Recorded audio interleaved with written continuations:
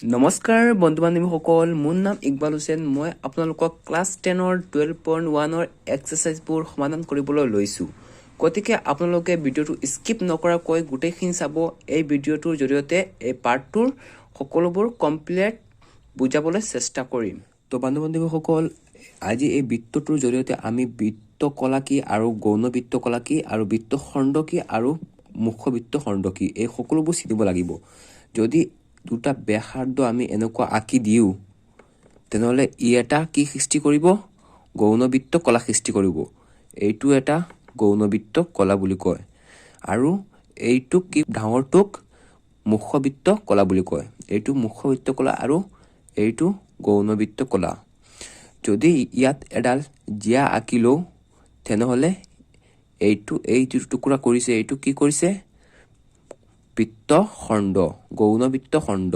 এই সৰু টুকুৰা কৰিছে, এইটো গৌণ বৃত্ত খণ্ড বুলি ক'ব। যদি এই ডাঙৰ টুকুৰাটোক নাম দিয়া হয়, তেনেহ'লে এইটো নাম কি হ'ব? মুখ্য বৃত্ত খণ্ড বুলি ক'ব। এইটোৰ নাম হ'ব মুখ্য বৃত্ত খণ্ড। এই সৰু টুকুৰা যিটো হৈছে, এইটো চাওক, ভালদৰে চাওকচোন। এইটো যিটো হৈছে সৰু টুকুৰা, এইটো গৌণ বৃত্ত খণ্ড আৰু এইটো গৌণ বৃত্ত কলা। এইটো কলাৰ নিচিনা দেখাও যায়, কিন্তু এইটো ক'ব লাগিব যে গৌণ বৃত্ত কলা। এইটো চিনিব লাগিব। প্ৰথমতে এইবিলাক চিনিলে আমি সহজতে এইবোৰ কৰিব পাৰিম। গতিকে এতিয়া চিনিলোঁ যে গৌণ বৃত্ত কলা আৰু গৌণ বৃত্ত খণ্ড। ইয়াত আছে গৌণ বৃত্ত কলা, গৌণ বৃত্ত খণ্ড সকলো চিনিলোঁ। আৰু কি আছে? মুখ্য বৃত্ত কলা। মুখ্য বৃত্ত কলা কোনটো হয়? ইয়াত চাওকচোন। এটা এই যিটো এইটো বাদ দি বাকী যিবোৰ থাকিব, ইয়াত যিবোৰ থাকিব, এইটো বাদ দি যিটো থাকিব, এইটো কি বুলি কয়? মুখ্য বৃত্ত কলা। এইটো মুখ্য বৃত্ত কলা।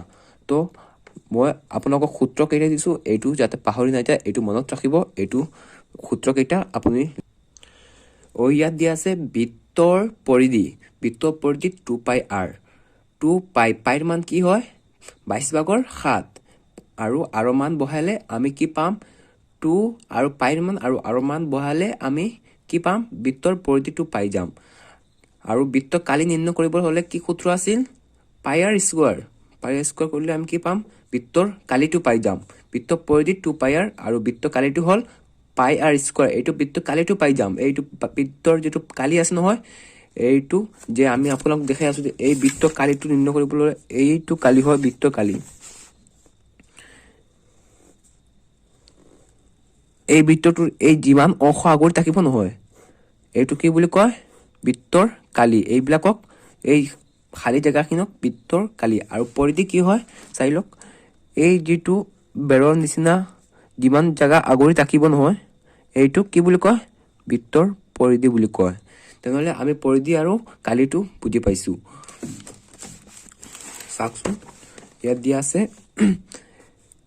বৃত্তকলাৰ কালি, বৃত্তকলাৰ কালি। বৃত্তকলাৰ কালি, এই যিটো আমালোক কালি আঁকিছিলোঁ নহয়, বৃত্তকলা, এইটো বৃত্তকলা।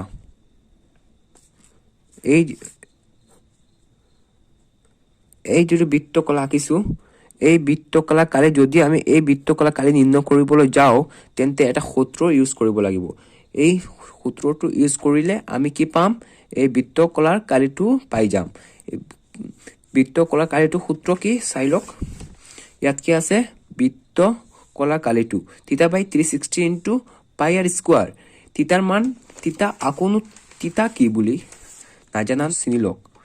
থিতা হ'ল যে এই যিটো থাকিব, এটা বৃত্তৰ সমস্ত থিতা কিমান থাকে? 360 থাকে। থিতা মানে এটা কোণৰ মাপ। এটা কোণৰ মাপ দিয়া থাকিব। যদি এইটোৰ মাপ দিয়া থাকে 30, তেনেহ'লে এই থিতাৰ মানটো 30 হৈ থাকিব। আৰু এইটো এটা ব্যাসাৰ্ধ মান 6 দিয়া থাকে, তেনেহ'লে ব্যাসাৰ্ধ 6। ব্যাসাৰ্ধ কি বুলি ৰাখোঁ? আমালোকে r বুলি আমালোকে লিখোঁ, স্মল r l। তেনেহ'লে স্মল r দি আমালোকে 6 লিখোঁ, মানে ব্যাসাৰ্ধ r। আৰু থিতা ইকুৱেল 30। ইয়াত থিতা কিমান আছে? 30 আছে। তেনেহ'লে আমি কি ওলাব পাৰোঁ? এই বৃত্তৰ গৌণ বৃত্ত কলাৰ কালিটো নিৰ্ণয় কৰিব পাৰোঁ। তেনেহ'লে চাওকচোন, ইয়াত কি আছে মুখবৃত্তকলা কালি পাই আৰ বৃত্তকলাৰ কালি আছে থিটা বাই 360 ইনটু পাই আৰ স্কয়াৰ এইটো দি আমি গৌণবৃত্ত কলাৰ কালিটো নিৰ্ণয় কৰিব পাৰিম এতিয়া মুখবৃত্তকলাৰ কালি মুখবৃত্তকলা মানে আকো কি প্ৰথমতে বুজাই দিছো ন মুখবৃত্তকলা হৈছে এইটো যে আমালোকে গৌণবৃত্তকলাটো যেটো আমরা বাদ দি এইটো আমি এৰি দি যেটো থাকিব এইটো কি হ'ব মুখবৃত্তকলা এই মুখবৃত্তকলাটো আমালোক কেনেকৈ কালি নিৰ্ণয় কৰিম যে যদি আমি এই পুৰো একেবাৰে এই যেটো আছে নহয় বৃত্ত এই বৃত্ত পৰা আমি যদি বৃত্ত কালি কি আছিল কোৱাচোন নোৱাৰি মনত নাই নেকি বৃত্ত কালি আছিল পাই আৰ স্কয়াৰ তি আমি যদি পাই আৰ স্কয়াৰৰ পৰা আমি যদি এই গৌণবৃত্ত কলাৰ কালিটো মাইনাস কৰি লও তেনেহলে আমাৰ কি পাই যাম মুখবৃত্ত কলাৰ কালিটো পাই যাম তেনেহলে এই সেম ফৰ্মুলা ইয়াত আছে কালি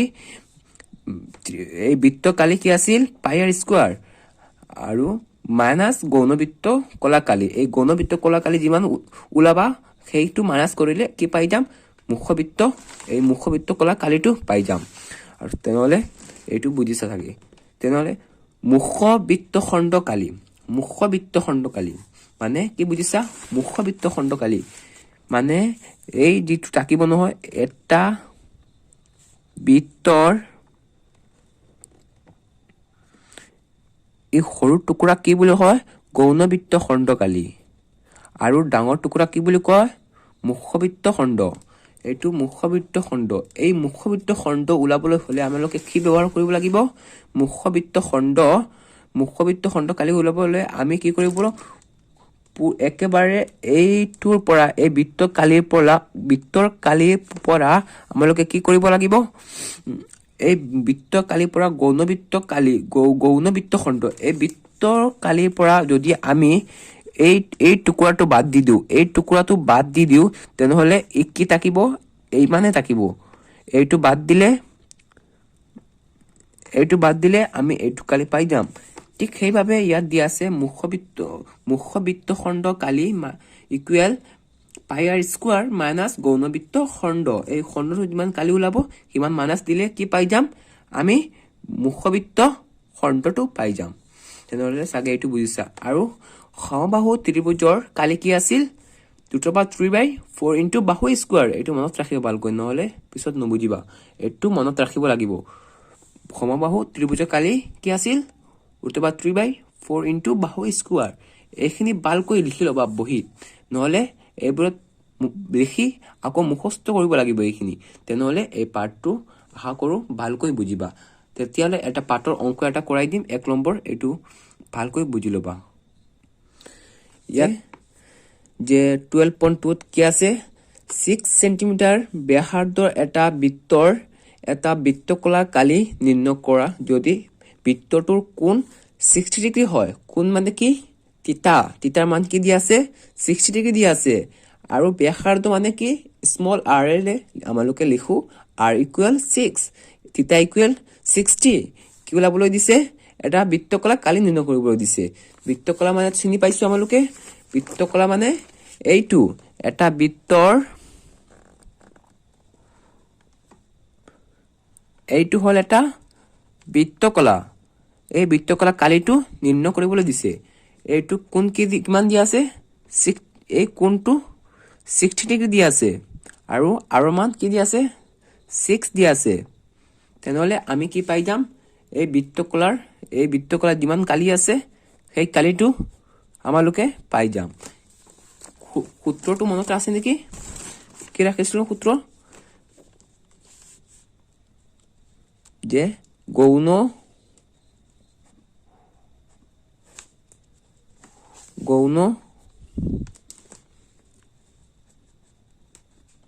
বৃত্তকলাৰ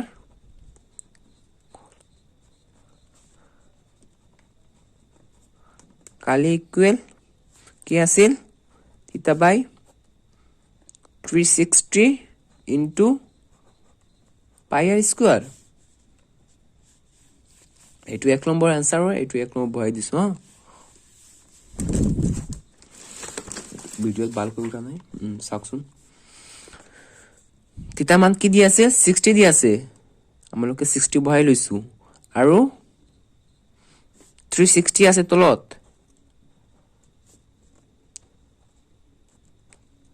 পাইৰ মান কিমান 20/7 আৰু মান কি আছে 6 দুবাৰ কিয় লিখিছো জানানে ইয়াত স্কয়াৰ আছে স্কয়াৰৰ এইটো খলনি কৰি কি লিখিছো দুবাৰ কৈ লিখি লৈছো নহলে স্কয়াৰটো দিয়া উচিত স্কয়াৰ দিলে ইমান প্ৰবলেম হয় সেই কাৰণে 6 * 6 লিখিলে দুবাৰ লিখিলে হৈ যায়